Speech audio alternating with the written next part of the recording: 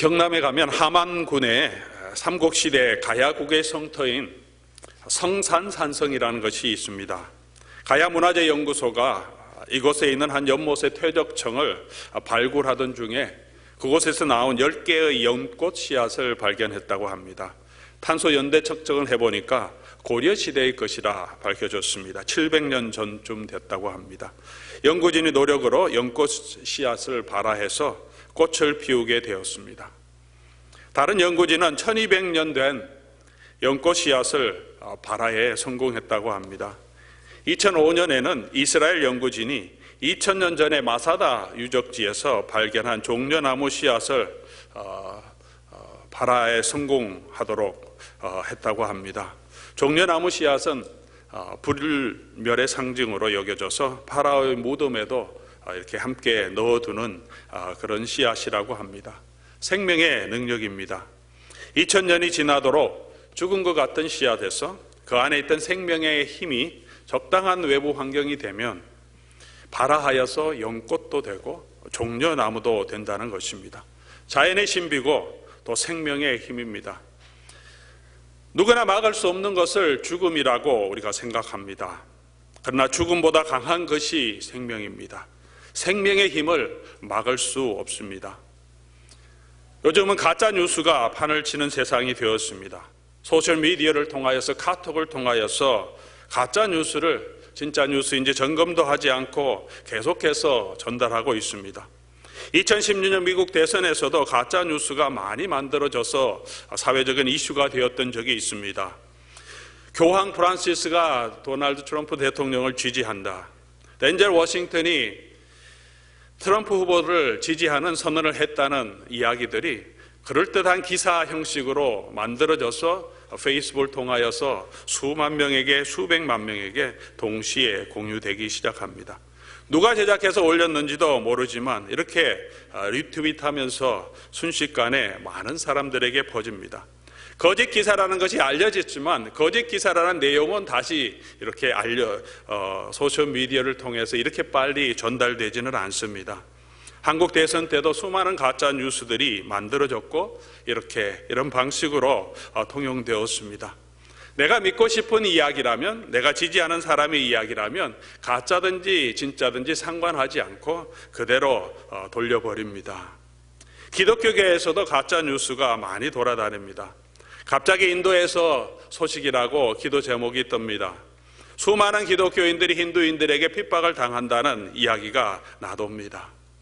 인도에 지금 그런 일은 없습니다. 물론 핍박은 여러 있지만 이렇게 집단적으로 그런 핍박이 있는 것은 아닙니다. 함께 올려진 사진을 보면 그건 15년 전에 있었던 사진을 함께 올려서 지금 이런 일이 있다고 하면서 기도 제목을 만들어 올리는 일들이 있습니다. 한 번은 방글라데시에서 한 무슬림이 아이를 밟고 있는 사진을 올리면서 기독교를 아이들까지 이렇게 무슬림들이 핍박한다고 기도 제목을 올린 적이 있습니다. 카톡과 페이스북을 통해서 한참 돌았습니다. 그런데 그 사진은 무슬림 샤만이 아이를 치료하겠다고 주술을 하는 장면이었던 것을 방글라데시 신문에 나타난 사진이었습니다. 기독교의 핍박과는 전혀 상관이 없는데 그 사진을 기독교인을 핍박하는 것으로 각색해서 트위터를 통해서, 카톡을 통해서, 페이스북을 통해서 올립니다. 그러면 기독교인이 이렇게 핍박당하는구나 하면서 우리는 열심히 기도하게 됩니다. 이런 진짜 뉴스가 또 공유되지는 않습니다. 전도와 기도에 도움이 된다면 그게 가짜든지 진짜든지 뭐가 중요하냐 이렇게 생각하는 사람들도 있습니다. 그 사진이 가짜라도 그런 일은 지금도 일어나고 있기 때문에 우리가 기도했으니까 좋은 것이 아닌가 그렇게 말하기도 합니다. 하지만 가장 진실해야 할 성도들이 가짜 뉴스를 만들어서 돌리면서 기도를 독려한다면 하나님이 기뻐하시겠습니까? 진리이신 예수님이 진리를 전하기 위해서 거짓 뉴스를 만들어서 우리가 통용한다면 그 사실을 하나님이 기뻐하시겠습니까? 우리가 정말 진리를 소중하게 여기고 정직한 삶을 살지 않는다면 누가 이 복음의 메시지를 믿고 우리가 전하는 그 복음에는 어떤 능력이 나타날 수 있겠습니까? 여러분이 받는 내용과 여러분이 받아들이는 그 정보가 사실인지 확인하시기 바랍니다. 사실이 아닌 이야기들을 함부로 전달하면서 그런 행동에 우리가 함께 동참하는 것은 정직해야 할 그리스도인으로서 바른 자세가 아닙니다. 오늘 예수 부활을 증거함에 있어서도 진실성이 가장 중요합니다. 예수님의 부활에 관해서도 가짜 뉴스가 있었기 때문입니다. 예수님이 돌아가신 후 부활에 대해 관심이 있었던 것은 제자들이 아니었습니다. 예수님을 죽였던 사람들입니다. 대제사장과 바리새인들이 걱정하기 시작합니다.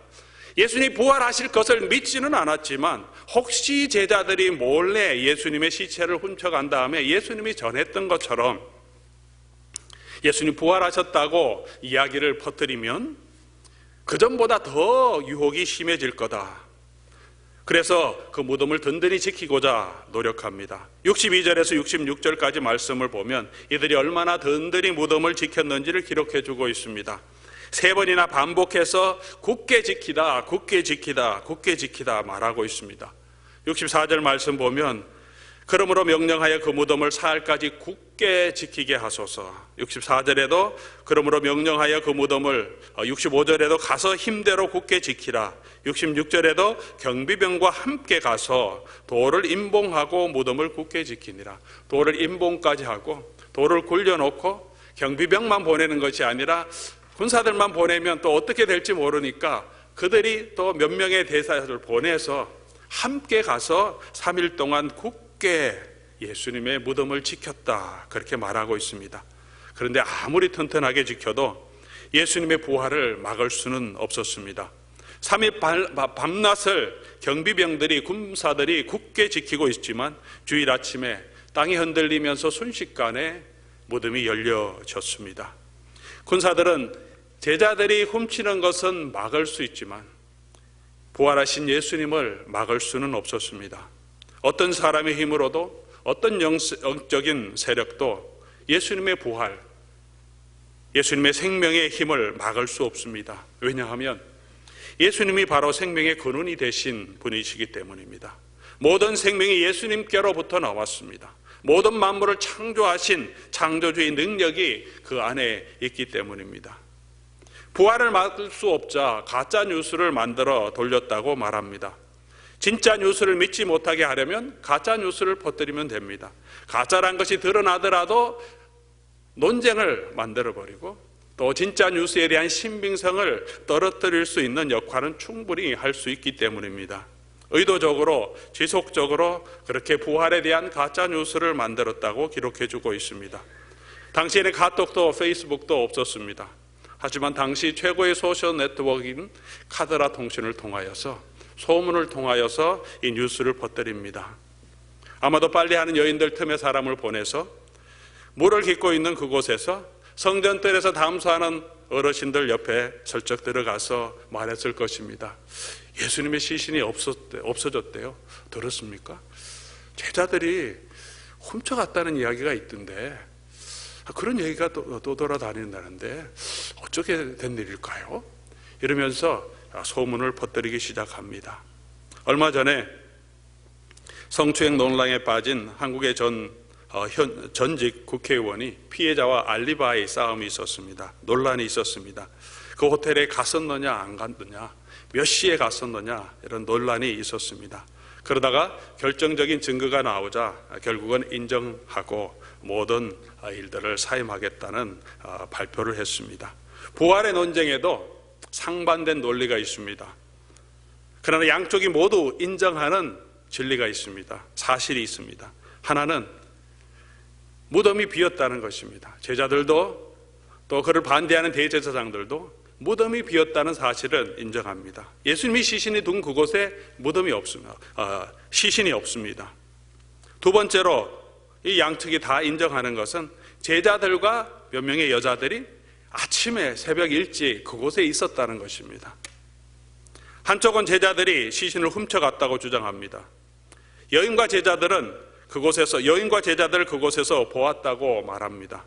알리바이가 확실합니다. 논리적입니다. 제자들 쪽에서는 주장합니다.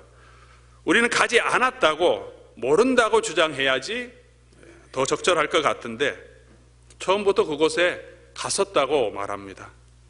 우리는 갔는데 못 보았다고 말합니다. 아주 불리한 증언입니다. 예수님에 대해서 적대심을 가지고 유대인들이 절도설로 지금 덮어 씌우려고 하고 있는데 중요한 미끼를 제공하는 말을 합니다. 또 부활하신 주님을 여자들이 먼저 보았다, 그렇게 말합니다. 부활을 주장하려면 남자 제자들이 보았다, 이렇게 말하는 것이 훨씬 설득력이 있습니다. 여자들의 증인은 재판석에서 증인으로 채택되지 않던 시대였기 때문입니다. 그런데도 이 중요한 논쟁에서 제자들은 일관되게 주장합니다. 우리는 그곳에 아침에 있었다. 제자들 중에서 여자들이 먼저 예수님이 부활하신 것을 보았다고 말합니다. 한쪽에서는 합리적인 의심을 제기하는데 알리바이도 확실하게 제공하는데, 다른 한쪽에서는 그 논리에 걸리기 딱 좋은 이야기를 계속해서 처음부터 일관되게 주장하고 있습니다. 누가 보더라도 억지 주장이라고 할 수 있음에도 불구하고, 상식에 어긋난다고 할 수 있음에도 불구하고 제자들은 계속해서 그것이 사실이라고 말합니다.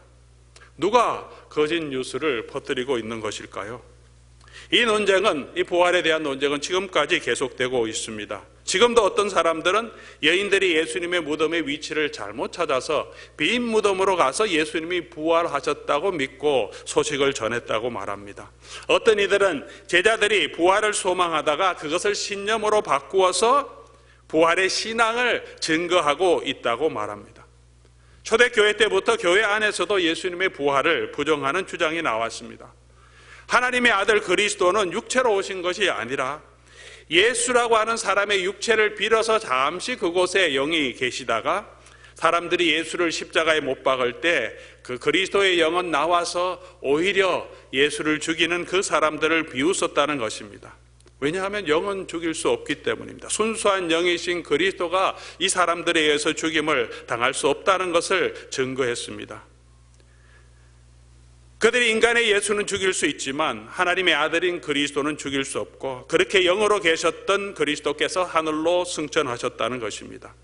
이렇게 주장하면 육체는 연약하고 악한 것이고 영은 영원한 존재라고 믿었던 헬라인들에게는 아주 호소력 있는 그런 메시지가 될 수 있습니다. 그들이 받기에 아주 쉬운, 이해하기 쉬운 메시지입니다. 그런데 제자들은 아니라고 말합니다. 그렇게 전하는 사람들은 이단이라고 말합니다. 제자들은 일관되게 죽으셨던 예수님이 육체의 몸으로 다시 부활하셨다고 주장합니다. 그리고 그들이 부활하신 예수님을 보았다고 증언합니다. 전혀 이해할 수도 없고 논리와 상식에도 잘 맞지 않는 이야기임에도 처음부터 지금까지 계속해서 일관되게 성경은 예수님이 부활하셨다고 말하고 있습니다. 여러분은 어떤 뉴스를 믿고 있습니까? 여기서 우리가 고려해야 될 두 가지 또 다른 점이 있습니다. 하나는 제자들의 태도의 변화입니다. 제자들은 모두 예수님이 체포되신 후에 두려움에 빠져 있었습니다. 요즘 말로 하면 멘붕에 빠져 있었습니다. 부활에 대해서 제대로 이해하지도 못했고 생각하고 있지도 않았었고 믿지도 않았습니다. 그런데 예수님이 돌아가신 지 50일이 지난 후에 그 제자들이 다시 성전에 나타나기 시작합니다. 그리고는 예수님이 부활하셨다고 선포하기 시작합니다. 그리고 그들이 예수 그리스도를 보았다고 말합니다. 그들의 모습에 더 이상 두려움이 없습니다. 확신에 가득 차 있습니다. 기쁨에 가득 차 있습니다. 대제사장과 바리새인들이 난리가 났습니다. 그들을 위협하고 채찍질하기도 합니다. 죽이겠다고 위협하고 실제로 죽이기까지 합니다. 그럼에도 불구하고 제자들이 전혀 두려워하지 않습니다. 그리스도 때문에 부활을 증거하다가 당하는 그 고난을 오히려 기쁘게 생각합니다. 세상에서 누리는 부귀와 영화는 전혀 기대하지 않습니다. 하나님의 나라를 소망하며 예수님의 재림을 기대하며 현장에서 세상에서 당하는 고난을 감사하며 계속해서 그 부활을 증거합니다. 가짜 뉴스였다면 그들이 생명을 바쳐서 그 메시지를 전할 수 있었겠습니까? 예수님이 돌아가시고 50일이 지난 그 기간까지 무슨 일이 있었기 때문에 그들은 예수님이 부활하셨다고 그렇게 담대하게 전할 수 있었을까요? 또 한 가지 사실은 이들이 예수님에 대한 태도입니다. 어떤 사람들은 제자들이 예수님이 돌아가신 것은 알지만 예수님이 가르치신 가르침을 이어가기 위해서 목숨을 다해서 헌신했다고 주장하는 사람도 있습니다. 부활하지 않았지만 마음속으로 예수님이 부활하셨다고 믿고 예수님의 운동, 천국 운동을 계속하기 위해서 그들이 다시 일어나서 복음을 전했다고 말하고 있습니다. 그런데 제자들이 전하는 복음의 핵심 내용이 무엇입니까? 오늘 우리 복음서를 통해서 보고 있는 복음의 핵심 내용이 무엇입니까?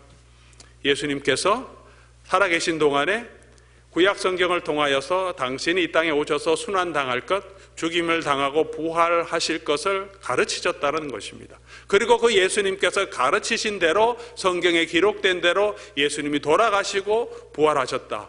이것이 제자들이 전하는 예수님이 그들에게 가르쳐 주셨다는 복음의 핵심 내용이었습니다. 그 메시지를 생명을 다해서 전하고 있습니다.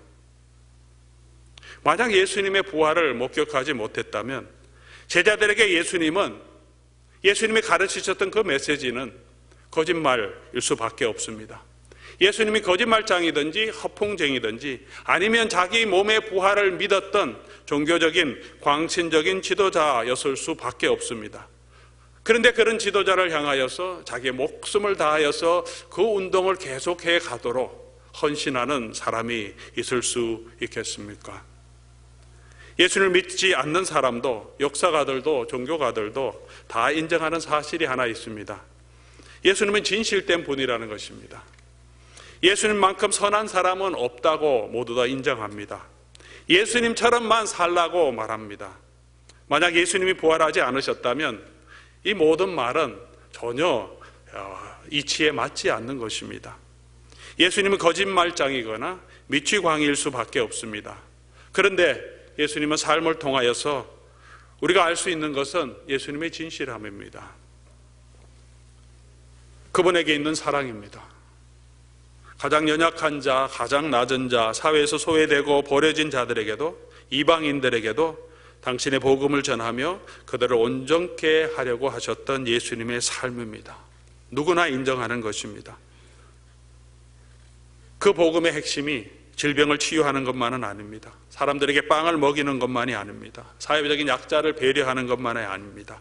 이 모든 것을 포함하면서 예수님이 이 모든 만물의 주인 되시고 예수님이 다시 오셔서 저와 여러분을 하나님의 영원한 나라로 이끌어 가시겠다는 믿음입니다. 예수님이 구주시라는 복음입니다.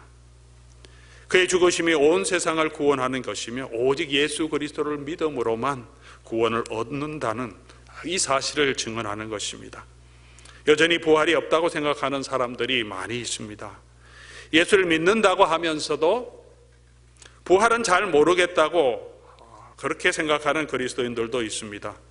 부활이 있으면 좋고 없어도 예수님 믿고 이 땅에서 착한 사람으로 잘 살면 복도 받고 또 죽으면 또 확실하게 천국도 갈 것이 아닌가, 그냥 그렇게 생각하는 분들도 있을 것입니다.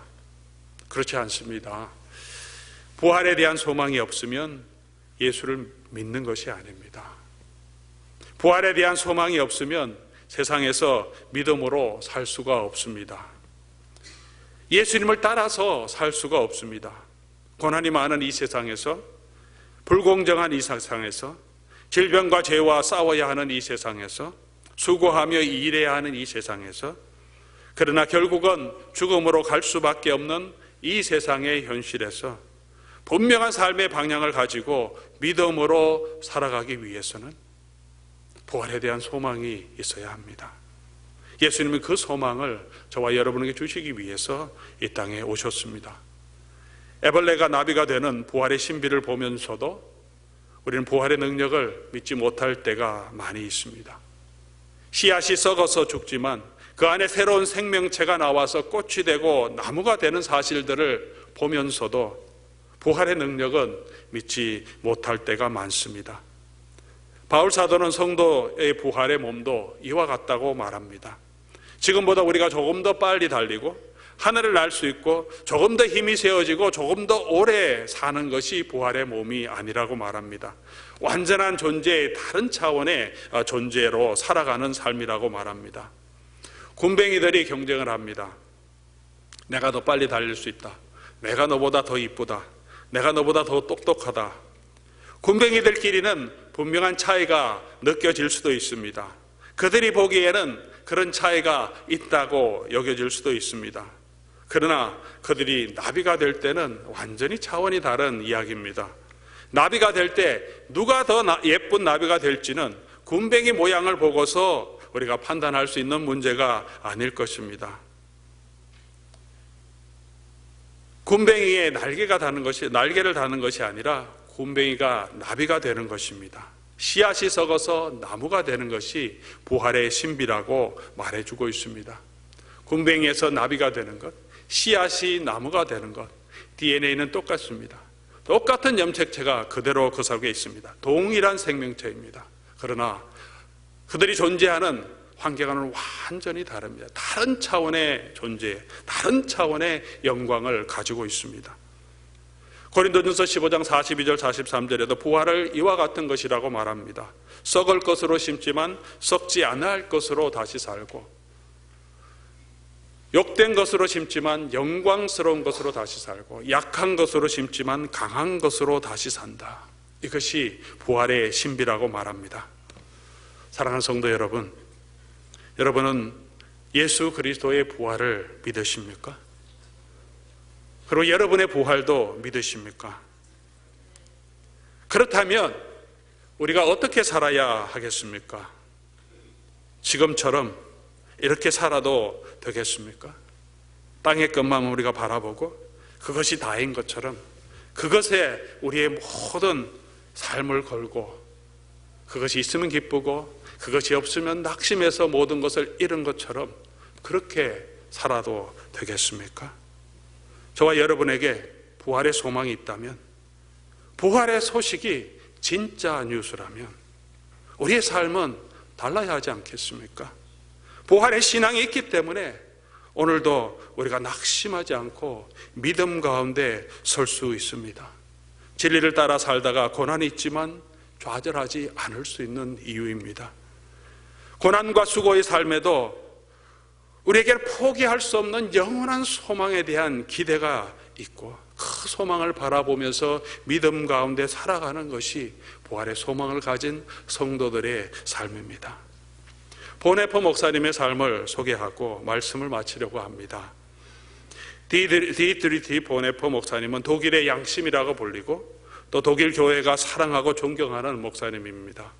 튜비겐 대학과 베를린 대학을 졸업한 신학자이면서 또한 목회자였습니다.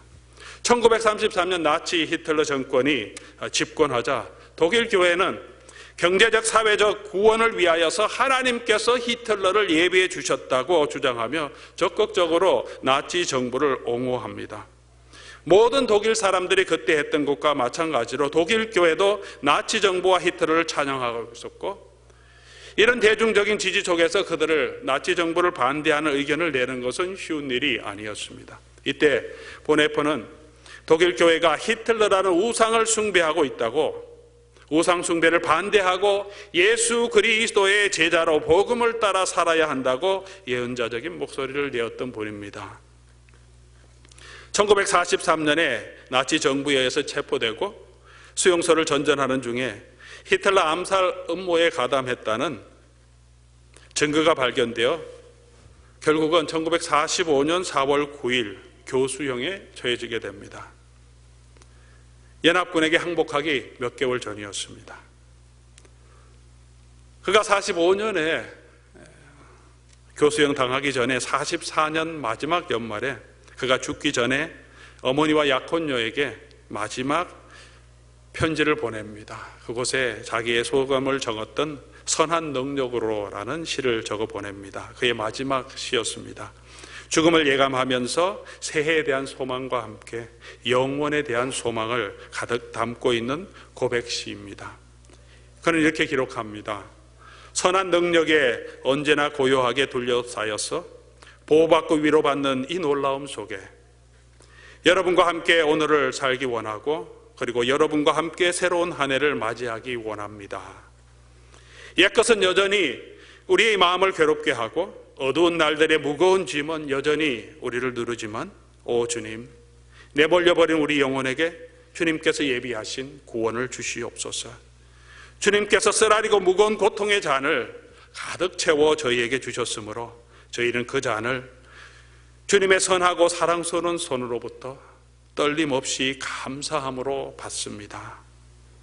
주님께서 우리의 어두움을 밝히신 촛불은 오늘도 밝고 따뜻하게 타오르게 해 주십시오.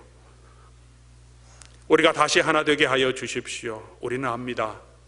당신의 빛이 밤을 비추고 있음을, 선한 능력에 우리는 너무 잘 보호받고 있으며 믿음으로 일어날 일들을 기대하고 있습니다.